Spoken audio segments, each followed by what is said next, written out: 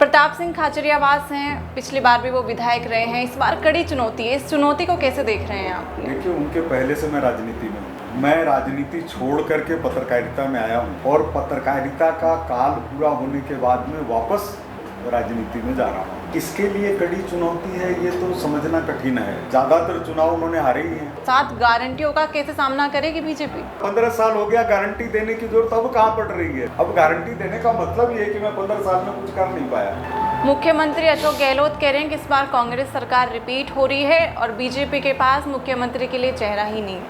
कभी ऐसा नहीं हुआ जब उन्होंने मुख्यमंत्री के रूप में चुनाव लड़ा हो, रिपीट हुई हो।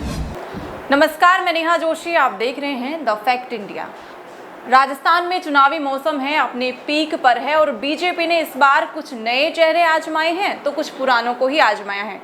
सिविल लाइन विधानसभा की अगर हम बात करें तो सिविल लाइन विधानसभा में इस बार बीजेपी ने एक नए चेहरे पर दांव खेला है और दूसरी तरफ कांग्रेस से वही पुराने खिलाड़ी प्रताप सिंह खाचरियावास को कांग्रेस ने अपना प्रत्याशी चुना है।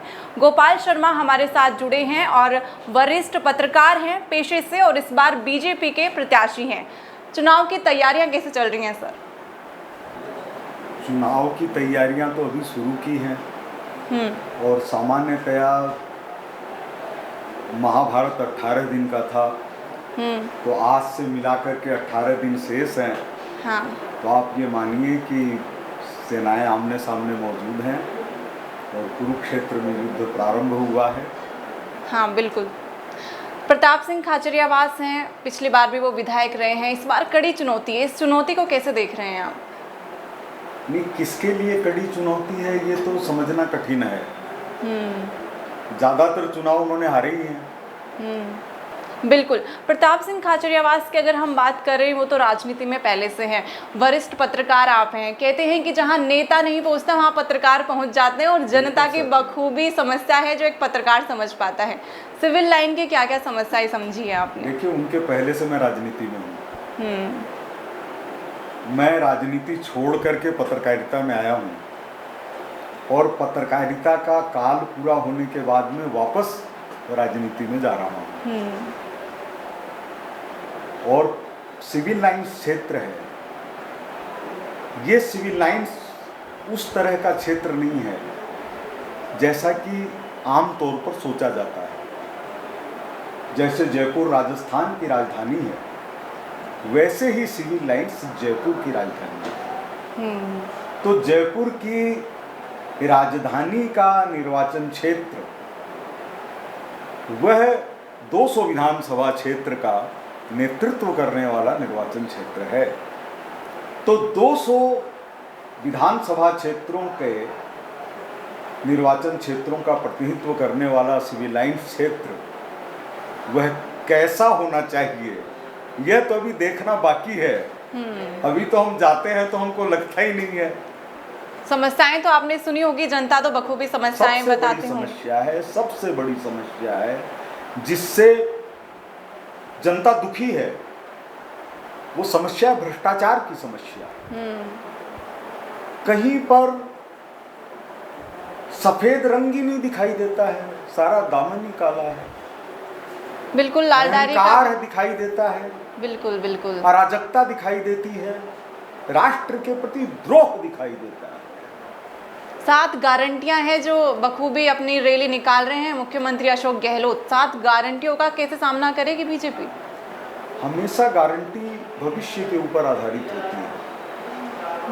तो जिनका राजनीतिक भविष्य नहीं है वो कोई भी गारंटी देते हैं, उसका क्या मतलब है? बिल्कुल। भ्रष्टाचार के काफी किसने रोका था? 15 साल हो गया, गारंटी देने की जरूरत अब कहाँ पड़ रही है? अब गारंटी देने का मतलब ये है कि मैं 15 साल में कुछ कर नहीं पाया। युवाओं की समस्या आप बखूबी सुनते होंगे। पेपर लीक का बड़ा मसला बना है। 14 पेपर है लगातार है जो लीक हुए हैं पिछले 5 साल में। युवाओं के दिल की धड़कन क्या कहती है? पेपर लीक होना समस्या से जुड़ी समस्या है। आखिर क्यों पेपर देने के लिए भीड़ लगी हुई है? नौजवान भूखा हारा थका हारा केवल पेपर देने में लगा हुआ है और वो भी आउट हो जाता है। वो जुड़ी हुई है, बेरोजगारी से जुड़ी हुई समस्या है, विकास से जुड़ी हुई समस्या है। जब राज्य सरकार के पास इसका कोई प्लान नहीं होगा और फिर छात्र परीक्षा देने आए और पेपर लीक हो जाए, और एक बार नहीं हो, हर बार हो, तो फिर पता चलेगा कि पेपर हो रहा है और कोई परीक्षा देने ही नहीं आ रहा है, क्योंकि पता है लीक होना ही नहीं है। तो ये सब बदलने के लिए ही जनता को 5 साल बाद जो मौका मिलता है वो मौका मिला हुआ है। मुख्यमंत्री अशोक गहलोत कह रहे हैं कि इस बार कांग्रेस सरकार रिपीट हो रही है और बीजेपी के पास मुख्यमंत्री के लिए चेहरा ही नहीं है। कभी ऐसा नहीं हुआ जब उन्होंने मुख्यमंत्री के रूप में चुनाव लड़ा हो और रिपीट हुई हो। इसमें तो रिवाज वाली कोई बात ही नहीं है। जब भी उन्होंने मुख्यमंत्री के रूप में चुनाव लड़ा है तो हारने का रिकॉर्ड कायम किया है। तो शर्मा जी, इस बार आप चुनावी मैदान में उतर चुके हैं, सिविल लाइंस की महिलाओं और गर्ल्स के लिए क्या कुछ सेफ्टी की और क्या नई सौगात होगी? देखिए, महिलाओं, गर्ल्स, इनके अलावा जयपुर और सिविल लाइंस, इनके लिए सबसे बड़ी बात है न्याय सबके लिए। न न्याय सहेंगे न अन्याय करेंगे।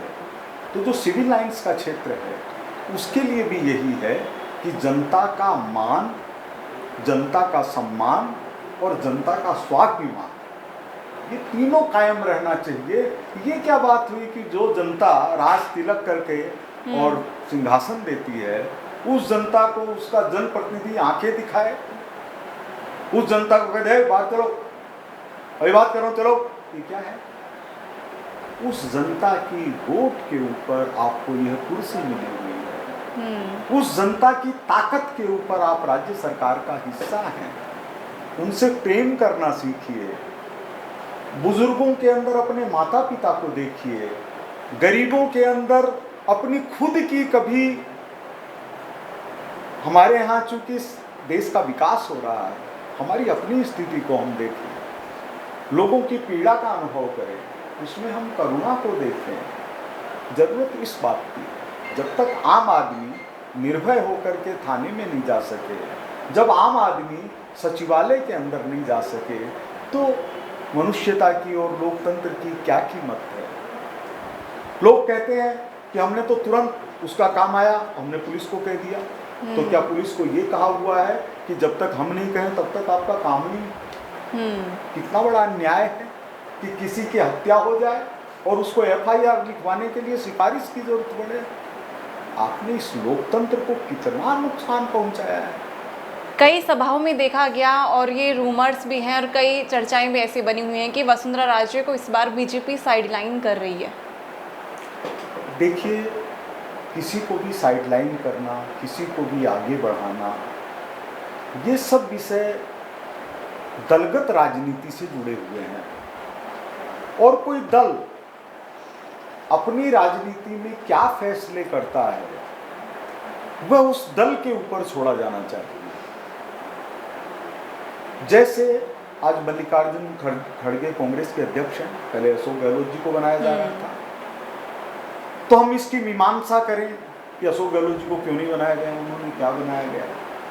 तो ये सामान्यतया उन लोगों के ऐसे विषय हैं, उससे ज़्यादा बड़े विषय हैं कि जनता को सुख कैसे प्राप्त हो, जनता की समृद्धि कैसे हो, जनता को खुशी कैसे मिले, घरों में कैसे लगे कि हमेशा दिवाली है, उसका लोगों को इंतजार है।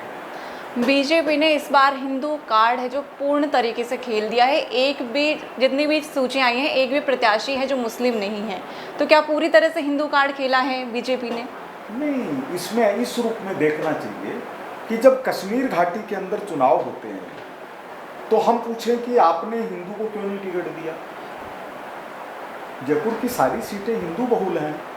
तो अगर हम लोकतंत्र को मानते हैं, अगर हम लोकतंत्र के हामी हैं, तो हमको निश्चित रूप से उसका पालन करना चाहिए। तुष्टीकरण नहीं होना चाहिए, तुष्टीकरण नहीं होना चाहिए। तो ये थे हमारे साथ गोपाल शर्मा जी, जो बीजेपी से सिविल लाइन प्रत्याशी हैं और जनता के मुद्दों की ये बात कर रहे हैं। आने वाली 3 दिसंबर को किसका राज तिलक होगा, ये देखना बाकी है। देखते रहें द फैक्ट इंडिया। मैं नेहा जोशी।